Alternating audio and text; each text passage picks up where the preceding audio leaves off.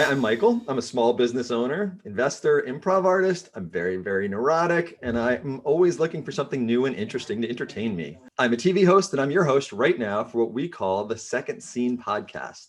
It's a Dweebs global production where you can get free resume help, mental health assistance, and so much more, and it's completely free. They have mentors from around the world. So please go to dweebsglobal.org. It's free. I swear it's free. So I am here today with Jillian, Rothschild scholar. Jillian started her career as a college admission counselor, helping hundreds of students pursue their higher educations. Then Julian eventually took her hobby and turned it into her ever-growing career. She is a Feng Shui, I don't know if I said it right there. We'll learn all about it, how to pronounce it, how to say it, what it is later on in the interview. But she's a Feng Shui or Feng Shui practitioner and consultant. And we'll get to that. So how are you today? I'm great. Thanks for having me. I'm excited to talk with you. Oh, thank you. I'm excited to have you. I always start easy and just ask, where are you from? I'm originally from Ohio. I'm born and raised in Dayton, Ohio, the birthplace of aviation. Do you know how to fly a plane? I do not know how to fly a plane, no, but I visited the Air Force Museum more times than I can count. Yeah. I'm in DC. My favorite museum is the Air and Space. So yes. So how did you get into college admission consulting? So when I was in college, I took a job on campus like a lot of other people. And my first job on campus was to work in the admissions office. And I was on something called the Tele team. And we were a group of, 10 of us that called prospective students to ask them what they knew about the university and talk with them about our experiences as actual college students. And we did that for 3 hours, Monday through Thursday, for weeks. And that led me to a few other opportunities on campus.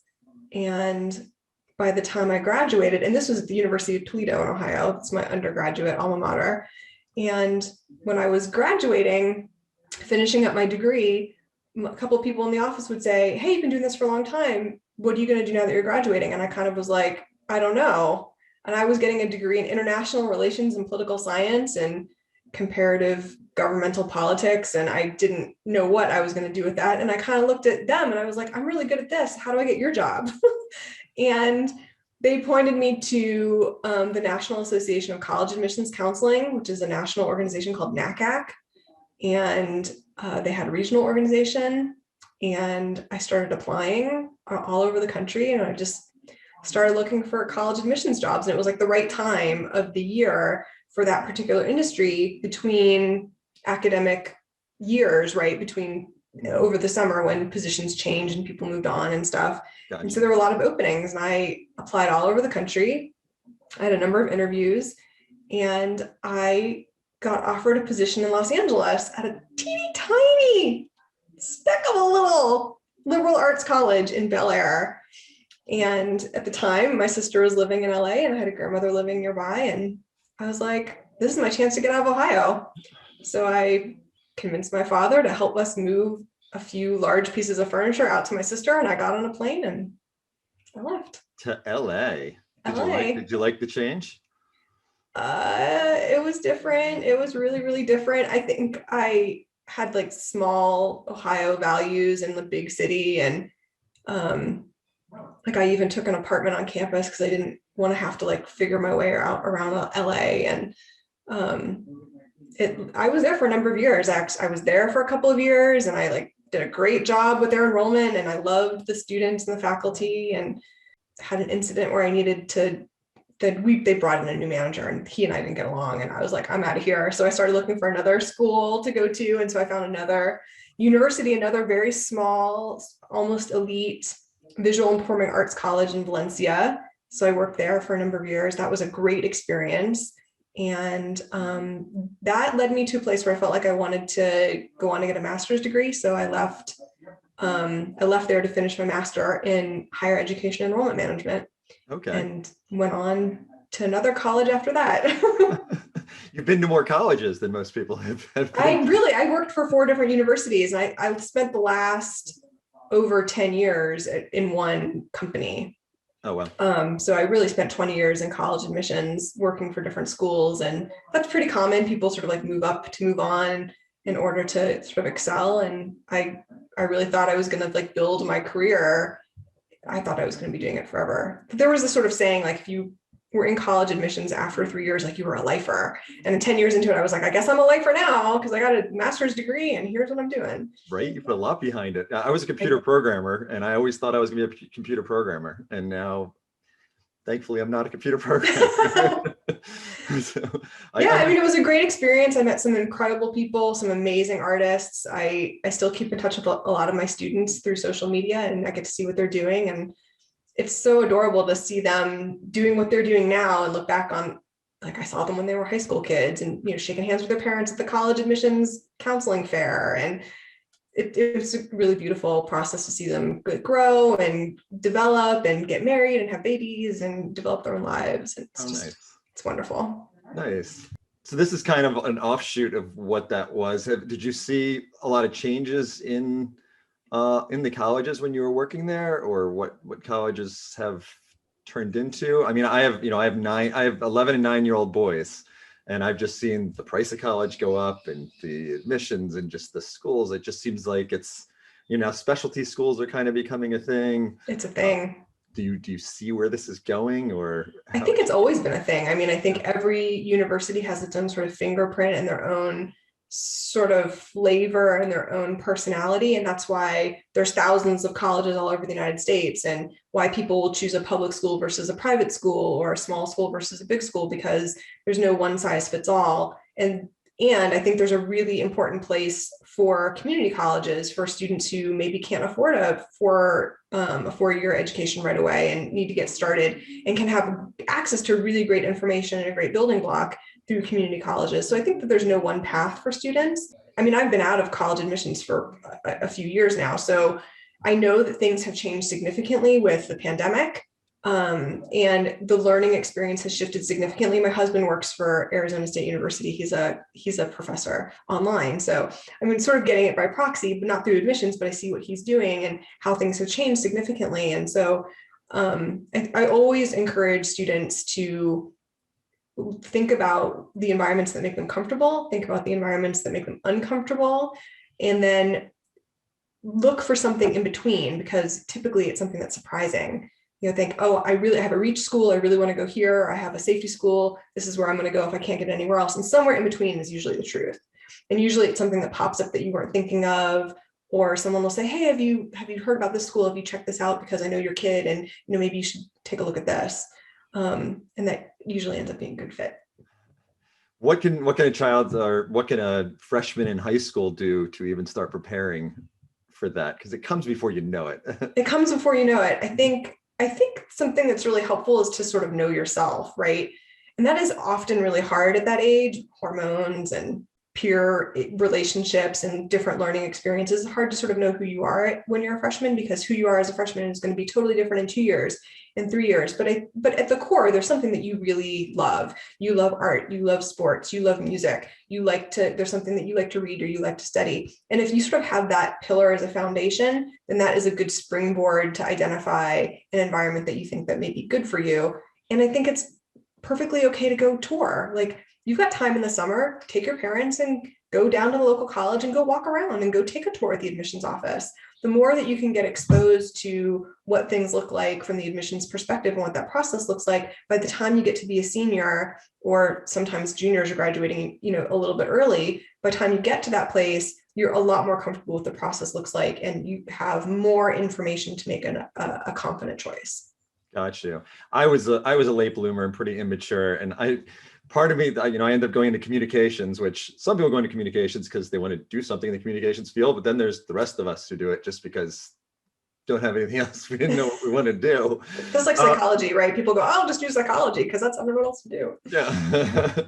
Do you ever just advise people like, hey, take a year off, find yourself a little more? Or? I would listen. I think that's an amazing idea. I mean, looking back on my life, I wish I had the opportunity to take a gap year, or to spend a year volunteering or studying abroad. My husband runs a study abroad program. There's nothing quite like getting out of your own comfort zone and seeing things from a different perspective. So I think there's extreme value in that. I mean, when I say extreme, I mean so much rich, juicy, meaty information, life experience that you may not ever have the chance to get after you graduate college and start a job and get into sort of the rigor of what is expected in capitalism these days. And so I think that there's definitely a place for that. And I mean, I'm not a politician, but I certainly wish that there were more politicians who were developing programs for our young people in America to volunteer, to do things like the Peace Corps, to study abroad, to give back to their communities in a way that is experiential than just sitting there reading a book.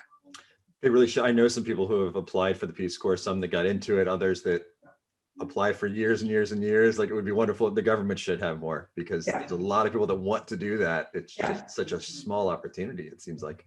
And there's so much need. I'm not big into politics in general, but I feel like as a global community, we all need each other. And the more that we can experience interaction and connection, the more that we can be kinder, that we can be more compassionate, the more that we can understand that we are all a human race and we have a small planet.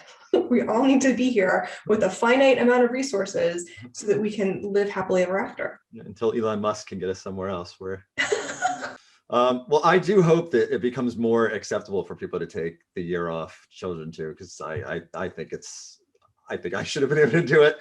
But when I was younger, it was like, what? Take a year off? Like, you're just supposed to go to college. That's just what you're supposed to do. So, yeah. So hopefully that. I was lucky enough in high school to be able to travel internationally twice through youth organization that I was part of. And I feel like that really opened my eyes to different opportunities, and it helped give me a different framework of how I wanted to be in the world. And I know that it's very challenging for people who live in a small city or a small community to have those opportunities. And I would love nothing more than to see those opportunities become broader and more with greater equity and access.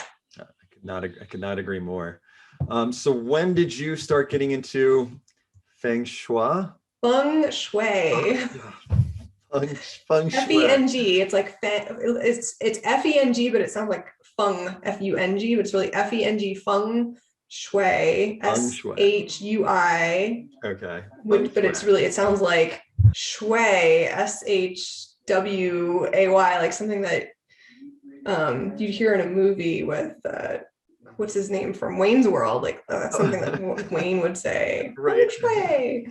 Wayne and Garth. Yep. I think everyone says Feng Shui. I'm pretty sure they probably do. Yeah. I think that's the only way. I hear that enough. Right, we're gonna try Feng Shui. Feng Shui. So I got into it because I was still working college admissions, and I was working for a big company, and it was this time period in my career where I thought I was going to be at this company and I was going to work my way up and I was going to be a lifer, right? And so I was living in Pittsburgh, Pennsylvania, working for a for-profit college company, and it was a college, and they wanted to open a unit in Phoenix, Arizona, and I was like, ooh, pick me. I will get out of the snow. Because I was already living in Ohio and I had moved to California, and then I moved back to Pennsylvania, and I was like, it's time to go. And my husband was like, it's gray here. We can move. So they picked me up and they said, okay, we're going to have you open a unit in Phoenix. And I did. And it was very successful initially. And then I moved into a house, and almost immediately within a few months of moving into that house with my husband, everything started to fall apart at work. I'm sure everybody can relate. So there's somebody who's listening to this who can relate. You get into a position, something changes, and you think it's going in a particular specific trajectory, and then it doesn't. And things shift and you don't know what's going on. And that's exactly what happened. Very quickly things fell apart and it wasn't going well, and it didn't work. Mm-hmm. And I chose to step down from my role after things started to go sour. Gotcha. And I was living in this house, and I just was like looking around, and I was like, what happened? Like, everything was going really great until we moved in here. And I was already kind of into energy work and Reiki, and I'd already read a few Feng Shui books because I was trying to do it on my own, and I couldn't figure it out. And so I hired somebody, and I really thought that what I was getting was like low budget interior design. And it totally wasn't. So what is Feng Shui? Just before. What is Feng Shui? That's a great question. So Feng Shui is actually an ancient Chinese art and science that allows us to create harmony and balance within any environment. So it's really a support system for our lives. When we create harmony and balance, it lends support to our lives. When our lives have support through our physical environment, then it's just easier for us to achieve the things that we want in life, like well-being and abundance, love and happiness.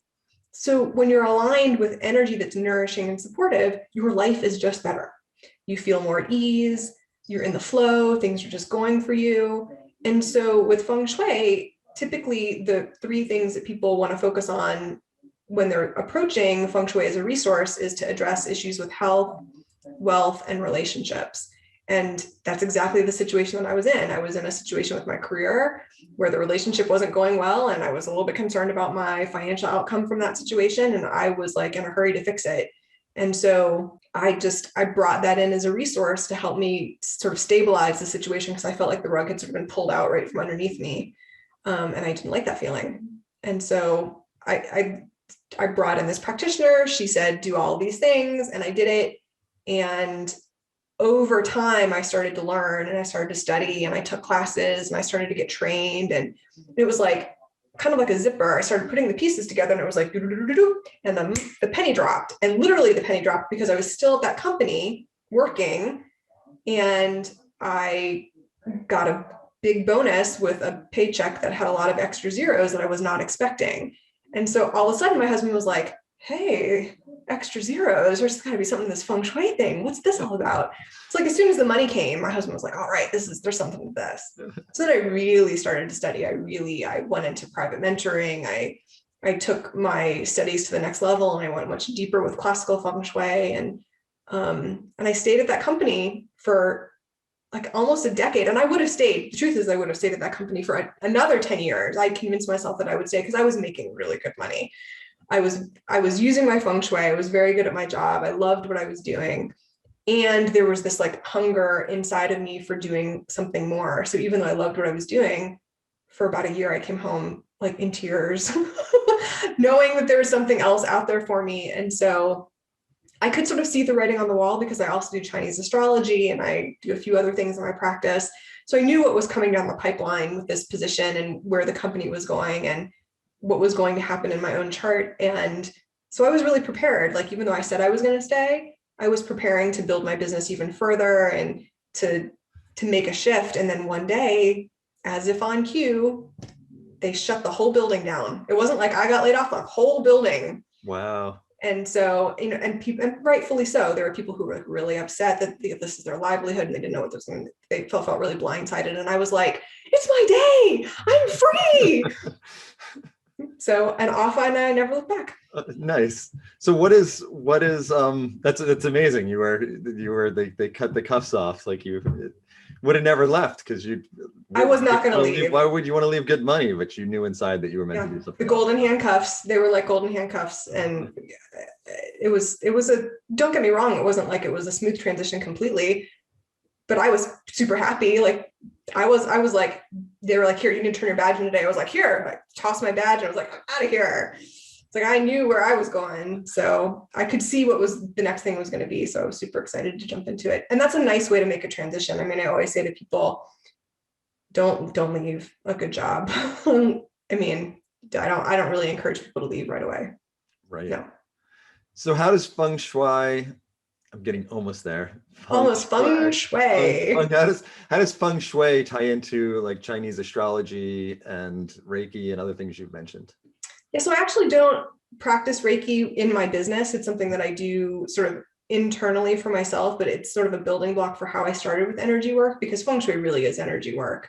Mm-hmm. So with Chinese astrology, we look at the human aspect of the people living in the environment and in the space so that we can align a person's energy with the physical energy. And when that connects, it starts to light up. I think there's a little bit of a myth with Feng Shui that it has to be laid out or audited in a very like one size fits all manner, meaning that the way that you do it only has to do with the door, because that's very much a Western application of Feng Shui. And in classical Feng Shui, it's very much customized. So the orientation of the building is taken with a compass. So there's a very specific orientation that can be different for every building on Earth. It can be completely unique. So And what then is the that? energy of the people living in the building is unique also. And so you have to So match what, that up. sorry, what is that? It's like a literal compass? Yeah, there is a Chinese tool. It's called a lo pan, Mhm. and it's a magnetic compass, and it measures accurate to a half a degree of the building. And so you take this compass and you put it right up against the building, and you get a specific measurement. And it's a beautiful, beautiful instrument, and it has all kinds of characters and formulas, and it tells you how the energy is coming in, how it can be utilized, if it's favorable or unfavorable. And then from that information, you can make a plan and identify sort of the energy centers in a house, sort of like when you have a Wi-Fi signal going through a home. If you have a big house, there may be a part of the house where the signal is weaker, and there may be a part of the house where the signal is stronger. And if you are having an important meeting, especially now that we're all working from home, if you have an important meeting or something significant, you're going to go to the part of the house where the Wi-Fi signal is the strongest, because you want to make sure that it's steady and that you're supported and you're not going to be interrupted and it's going to go smoothly. That's the same sort of function of Feng Shui. As a person, you're going to want to spend the most time in the energy of the house that is most supportive to you, where it's strongest and most supportive, and you're not going to have any obstacles. Okay. A Wi-Fi router, like it comes from a device where the Wi-Fi signals come out of. Where does the Right. energy come from? Because there's The no energy comes to a from the box. surrounding area, right? So Feng Shui, actually, the Chinese translation is wind water. And the poem goes something like, Qi, or energy, rides on the wind and it stops at the boundary of water, and it will collect in front of the boundary of water. And so the land forms, the mountains, the roads, the rivers, the valleys, all of that has a way of directing energy in a specific manner. And then what we want to do inside the house is see how it's coming in, how we can collect it, and how we can use it. Okay.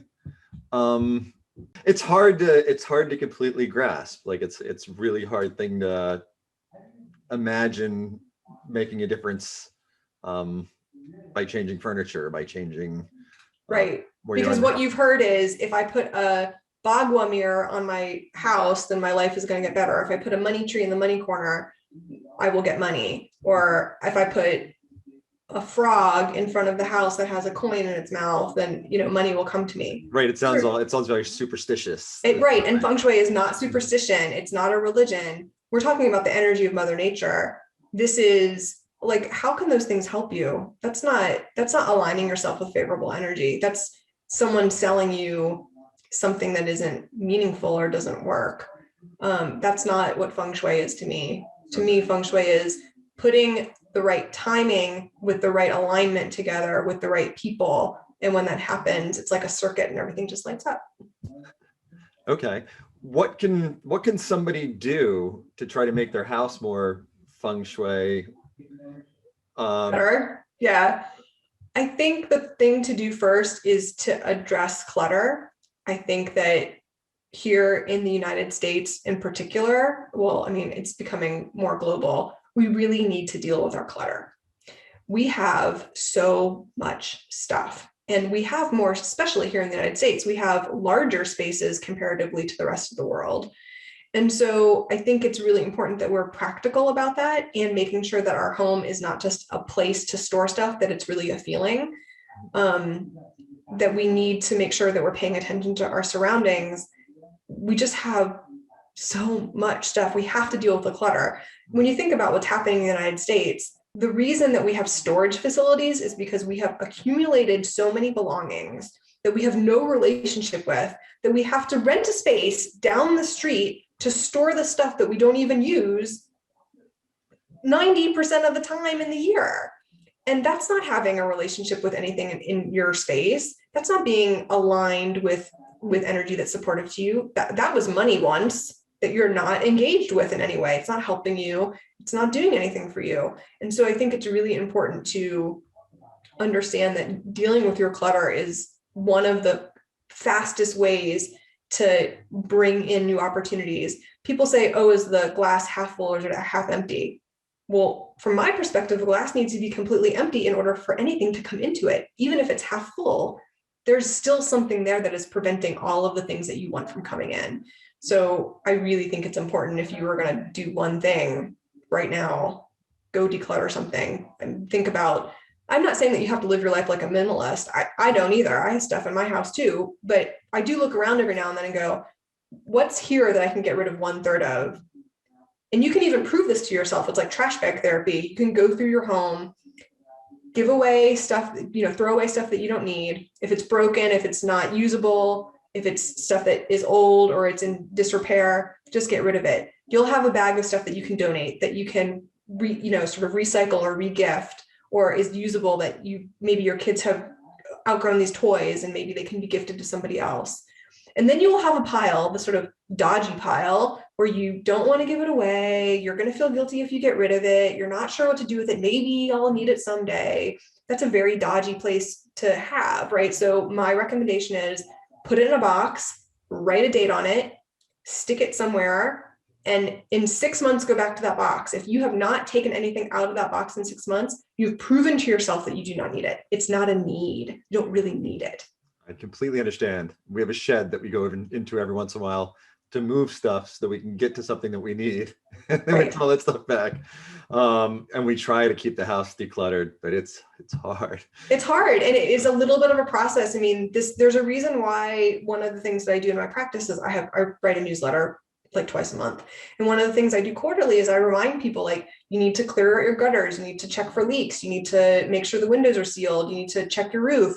There's home maintenance things that need to be done on a regular basis. And at the same time, I'm not talking about dust, right? I'm talking about the pile of papers. When you look at it and you're like, oh man, that pile of papers, I really should go through that pile of papers. And 6 months later, there's 3 of them. And a year from then, there's 6 piles. And I see this in people all the time, and they just don't know how to tackle it. The way to tackle it is to just feel like if it's unused or if it's an accumulation of broken, non-working items, it just doesn't need to be there. Right. Yeah. Oh, I got you there. Yeah. We remodeled our house. We moved all of our stuff into my parents' garage for a year while we remodeled, moved the stuff back into our house, which was now 70% bigger. Did not have enough room for all the stuff. I'm like, how did we have this? Like, where did I put this before? Why is this here? No, we have more space and less room for this stuff. Yeah, it right. Sense. So right. How does the decluttering tie into the energy? So really what you're doing when you're decluttering is you're opening up a space for things to come to you. It's a little bit like, sort of like a lack of faith. There's something that happens in our psyche. A lot of this is psychological, that if we sort of have a lack of faith that if we don't get rid of something, that we're not going to have something else to replace it. But the truth is that this is just the law of physics. Nature abhors a vacuum. So it's going to have to be filled with something. Why not let it be filled with something that you really, really want or that you're excited about? It doesn't necessarily have to be an object. It doesn't have to be a collector's item. It could be an experience in your life. It could be a relationship. It could be a new job. It could be a new place to live. But if you don't make space for it, how can it possibly come to you in all of its brilliance if your cup is not empty? You're really liberating yourself from the things, the stuff, and it can be emotional. It can be an emotional unpacking also, so that you can create more space for the stuff you do want. Right. Okay. I get you. I understand there. What can people do? I've always heard that for Feng Shui, trying. I think that was right. You're doing great. You get an A for effort for sure. Awesome. That like you're in like a bedroom, that the doorway shouldn't be behind the bed, or that doorway should be in a certain part of the room. Like, is there anything to that? Yeah, of course there is. There's certain positions for furniture that may be better than others based on how the chi or the energy is coming into a space. And it can also be that what could be feeling like an awkward arrangement in a room can also be favorable for you as well. One of the systems that I use is called 8 mansions. It's popular. It's very easy to apply. It's actually non-negotiable in my practice because it's very effective. And it essentially says that based on your year of birth, you will be broken up into, you'll be assigned what's called a Ming Gua or a life Gua. It's a little bit like giving yourself a zodiac sign. And that particular Gua, which translates to house or mansion or palace, it's assigned to you based on your birthday, and it tells you that you have 4 good directions and 4 bad directions, quote unquote. And no direction is forever good or bad, but they have different uses in my practice. And so when you know what they are, you can sometimes make adjustments to your furniture or the rooms that you're in or the spaces that you're occupying in order to utilize one of the directions that's favorable for you. So it could be, for example, that you are sleeping on a wall where your headboard is on the north wall. So you're sleeping with your head to the north when you're laying down at night. So the crown of your head is on the north wall. But maybe that's not favorable for you when you look at your 8 mansions. Maybe one of your favorable directions is west. And so the thing to do is turn your bed 90 degrees to get into a different direction and see how that feels. Babies do this all the time. When you put a baby in a crib, you put them in a specific direction, but they often like turn themselves around at night, and like without fail, you put them one way and you wake up the next day and they're totally in a different direction. And they just do it naturally because they're self-soothing. They can just naturally align themselves, and they don't know that they're not supposed to move around like we do. But as adults, we go, oh, the bed goes in that wall and that's just where I'm going to sleep. And we don't really even think about it. But what if there's other options for you? What if just making a small shift the way that you sleep brings you other opportunities? It's just a different way of looking at things. My 11-year-old always ends up sideways on his bed. Maybe I just have to move his bed. Maybe you just need to make a change to his bed. Right. I saw on your website you talk about the 4 pillars of destiny. Yeah. Or Bazai. What is that? Batza. It looks like Bazi, but it's Batza.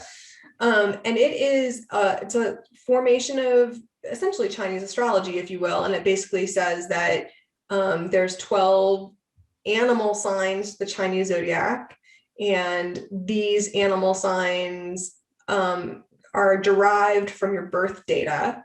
So the Gregorian calendar, whenever you're born, is translated to what's called the Chinese Tong Shu. And that's a calendar, it's a solar calendar. And from that transformation of your birth data, we can then identify the 5 elements that compose your year, month, day, and hour of your birth. And that can tell us quite a bit about someone. Batsa actually stands for 8 characters, 8 meaning ba, and characters. And so this chart looks like an 8 square grid. There's 4 on the top and 4 on the bottom. They're called heavenly stems and earthly branches. And we know them more commonly by going to the Chinese restaurant and you look at the placemat and it says, oh, I'm born in the year of the snake. And you get really excited because it tells you information about the year that you're born. That's like the teeniest, tiniest little part of a 4 pillars of destiny chart. And that's really only very, very surface information. And sometimes you'll read that and be like, that's totally not me at all. And that's because it's not completely accurate all the time. So the reason that we look at a 4 pillars of destiny chart is so that we can understand our true nature. We can get to know ourselves better. This 4 pillars of destiny chart helps us understand the best parts of ourselves, how we can be in the world, what our talents are, how our behaviors are, areas that we can grow, our weaknesses, sometimes even health issues. And so it's an important component to getting to know someone's unique personality and what their energy is. And that's one of the things I use in my Feng Shui practice. Okay. All right. If I were to show you my office, is there anything you could tell me I could do to make it more Feng Shui, or would you be there to... Well, my first question would be, is it working for you? If your office isn't working for you, then it would be worth looking at. All right. Well, I'm gonna let you do the office. Maybe you can give me a couple pointers. Let's see. So I gotta get rid of the magic here. So what a nice little neighborhood. Yeah, we have like my shelves, which aren't the neatest over there, and the window behind me, which I wish I had a window in front of me. Window on the side. Mm-hmm. I don't know. So one of the things that I notice is that it's very monochrome. It's very white. My whole house is very white. Like it's like when my wife designed it was like, what color do you want that? It was just white. We'll make that white. So I think that one of the things that people may or may not know about Feng Shui is there's something called the 5 elements. And the 5 elements are water, wood, fire, earth, and metal. White and gray tones are considered metal element. And so anybody who does a little bit of interior design will know that in the last few years, gray was like the hot color. It was like very popular. Every time you look around, everything is sort of stainless steel and gray and on that palette. And now we're moving into a time where whites and grays need to be warmed up a little bit because it starts to look a little bit medicinal and cold. And so one of the things I'd really encourage you to do is bring in some live plants to lift the chi. It doesn't necessarily have to be a flowering plant, but something that is green and that's alive and that can help oxygenate the air, and bring in more of an earth and wood. So, I mean, you're going to have a potted plant. So it would have a little bit of like garden soil, which is earth element, and wood, which is the plant itself, wood element. It doesn't necessarily have to be a tree, something that is pretty, something that can help just shift the energy and lift the chi, that you could put on those shelves where Mickey and Minnie Mouse are behind you. Look over there. You might really enjoy the window and would help shift things around a little bit. And then maybe a pop of color, something. And in my mind, when I say declutter, yeah, you need to declutter, but there's maybe things that you really love. Maybe you took a trip and you took some photos and there's something beautiful, waterfall or a sunset or something that you just really love that image. Put up a couple pictures so that when you look around, you're inspired and you're feeling like you're really excited about something that you're seeing on your walls. I used to work at Pier 1 Imports long time ago. That was also something I used to do. So decorating your four walls is also important. I mean, with Feng Shui, bringing in the elements and bringing balance and harmony does not mean that your house has to look like a Chinese antique shop. Your house can still look like your house. So let it be filled with things that you really love. Okay. All right. This has been super interesting. It has been interesting. I mean, this is really totally different, like 10 years and 20 years in college admissions to Feng Shui. It's a whole different life. Completely the opposite. I guess, is there any science behind this at all? Sure, absolutely. This is an ancient Chinese art and science.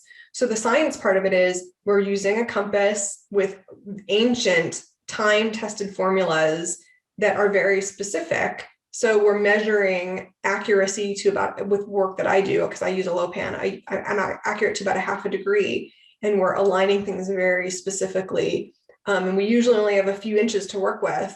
So if I say to a client, turn your bed is this way, turn your bed this way. I mean, I'm very specific about it. And it's kind of incredible to see how people make shifts and make changes and make opportunities to move the needle from point A to point B, and they're moving along that quicker. Okay. I'm going to get a tree or two and put up some color. I need some color. You're right. Thank you so much for being here. And I know your website is fsinmotion.com. Yes. Correct? Yes. So please visit Jillian at fsinmotion.com. And again, this is a Dweebs Global production, and they get free mentorship help from everything from mental health to resume writing. You name it, they have someone that speaks any language you need out there as well. We support everyone, and we have people all around the world ready to help for free. And again, thank you, Jillian, fsinmotion.com. And it was a delight to have you. It was wonderful. Thank you. Thank you.